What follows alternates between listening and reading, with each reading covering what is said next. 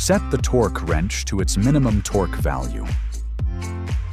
Remove the retaining ring from the pivot pin. Push out and remove the pivot pin. Gently pull out the wrench head. Take out the square block inside the wrench. Install the square block onto the anvil seat according to its groove. The anvil seat has 2 corners.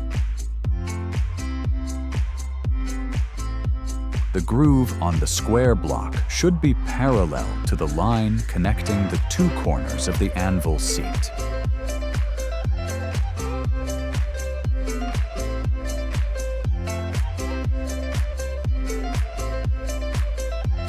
Reinstall the assembly into the wrench body.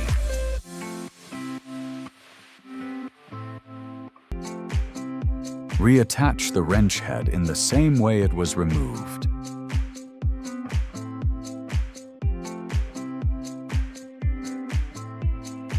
Reinstall the pivot pin. Done.